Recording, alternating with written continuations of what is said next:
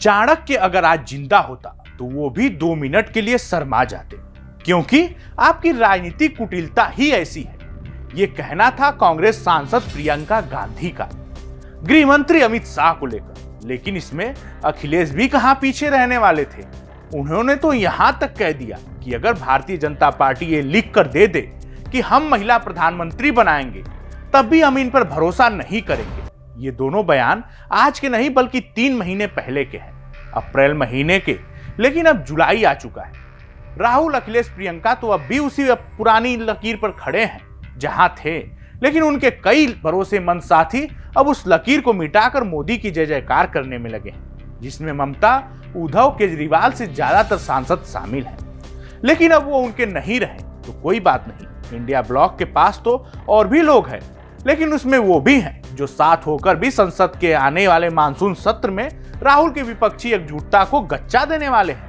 कांग्रेस के बड़े नेता पी चिदंबरम भी कह रहे हैं कि बीजेपी स्टालिन और शरद पवार की पार्टी पर डोरे डाल रही है, लेकिन बीजेपी के लोग कह रहे हैं कि अमित शाह का मिशन तो पूरा हो गया है। तो क्या संसद के इसी सत्र में परिसीमन बिल आएगा? बताते हैं आज की इस कहानी में।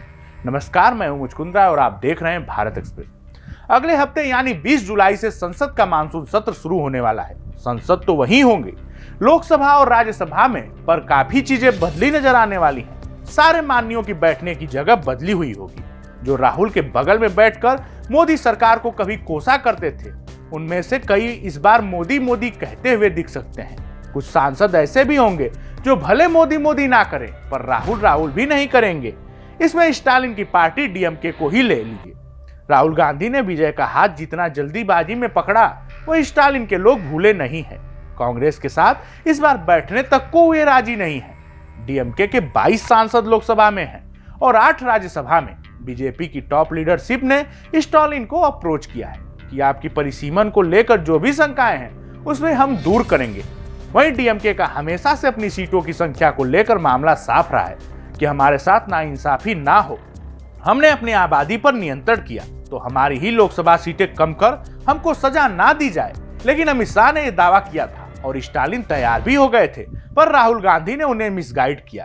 खैर, अभी स्टालिन ने मोदी सरकार का साथ देने को लेकर हाँ या ना कुछ नहीं कहा है, पर बीजेपी की कोशिश है कि अगर खुलकर साथ ना भी दें कि कम से कम वोटिंग वाले दिन आए ही नहीं। यानी बीजेपी कम सांसदों के समर्थन के साथ भी 2/3 तक पहुंच सकती है।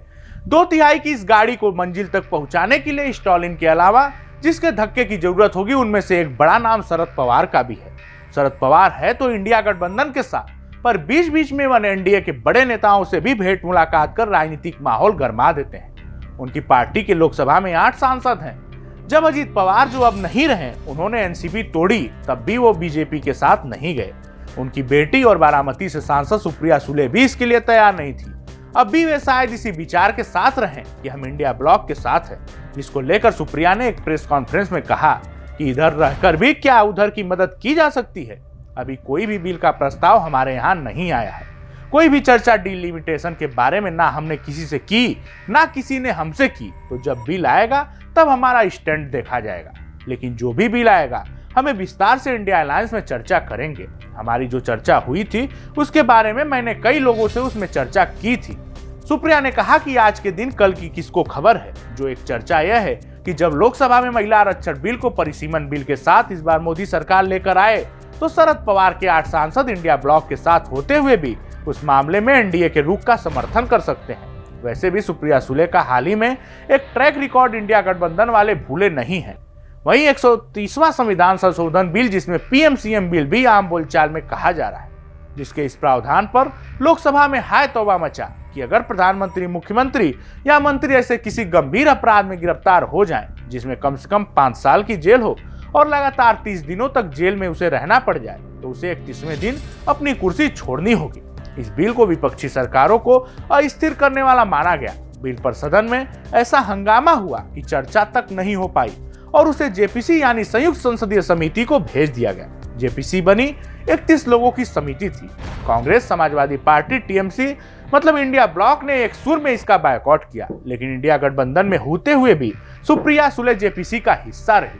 राहुल को यह बात बहुत चुभी तब शरद पवार ने कहा था कि जेपीसी में रहकर सुप्रिया अपना विरोध दर्ज कराएंगी, मतलब विरोध करने का एक अलग तरीका पेश करेंगी। तो जो विरोध करने का अलग तरीका पेश करता हो, क्या वो समर्थन का भी अलग तरीका पेश करेगा? मतलब यह है कि इंडिया गठबंधन के साथ रहकर भी मोदी सरकार का किसी बिल पर साथ दे दिया जाए। विरोध तो कई मौके पर जगन मोहन रेड्डी की पार्टी वाईएसआर कांग्रेस भी करती रही, पर वो अभी इधर से उधर हो जाए। अगले मानसून सत्र में तो कोई अचरज नहीं होना चाहिए, क्योंकि 2019 से 2024 के बीच जगन मोहन रेड्डी का मोदी सरकार के साथ जो प्रेम था वह सभी को याद है। इनके लोकसभा में 4 ही सांसद हैं, लेकिन जो एक हाल है उसमें एक एक की अहमियत है। तो उद्धव ठाकरे से टूटकर जो 6 सांसद एकनाथ शिंदे के साथ आए, उनकी भी अमित शाह से मुलाकात हो गई। इन 6 के आने से पहले एनडीए के सांसदों की संख्या 292 थी। जो अब शिंदे के साथ आए सांसदों को जोड़ लिया जाए तो अब यह संख्या 298 बन जाती है। कमाल तो किया ममता के साथ के लोगों ने। 28 में से 20 अब एनडीए की तरफ है, जो अब यह संख्या पहुंच जाती है 318। शरद पवार और जगन मोहन रेड्डी, जिनका जिक्र हमने किया, उनके सांसद भी अगर बीजेपी के साथ आ जाते हैं तो संख्या पहुंच जाएगी 330 तक। अब अगर डीएमके के 22 सांसद महीन पॉलिटिक्स करते हुए अब स्टैंड कर जाते हैं तो लोकसभा की जो मौजूदा नंबर गेम है उसके हिसाब से 2/3 बहुमत के लिए 346 सांसदों की जरूरत होगी। यानी इतना सब तिकड़म करने के बाद भी बीजेपी के पास 16 सांसद कम पड़ रहे हैं। एक तस्वीर 14 जुलाई के शाम की आ रही है, जिसमें 2 दिन पहले तक यूपी के सीएम ऑफिस को भी नहीं पता था कि उनके मुख्यमंत्री को दिल्ली जाना है। इस मुलाकात के बहाने ये चर्चा तेज हो गई कि समाजवादी पार्टी के कुछ सांसदों को भी साधने की कोशिश हो रही है। हो सकता है कि वोटिंग वाले दिन समाजवादी पार्टी के किसी सांसद की तबीयत खराब हो जाए, किसी को अति आवश्यक कार्य के कारण सदन में अनुपस्थित रहना पड़ जाए। इसको लेकर कहा जा रहा है कि बीजेपी के एक राष्ट्रीय महामंत्री समाजवादी पार्टी के उन नेताओं के साथ संपर्क में है जो भले अब अखिलेश यादव के साथ हो, पर कभी भगवा पटका ओढ़ते थे, मतलब बीजेपी में थे। समाजवादी पार्टी के 37 सांसद हैं लोकसभा में, ऐसे में 24 सांसदों का इंतजाम कर पार्टी तोड़ना कम से कम आज की तारीख में तो बहुत मुश्किल है। तो बीजेपी की कोशिश है कि भले साथ ना आए, लेकिन मौके पर काम तो आ जाए। 2-4 ही सही, बूथ बूथ से घड़ा भरता है। एक ऑपरेशन पड़ोसी राज बिहार में भी चला है।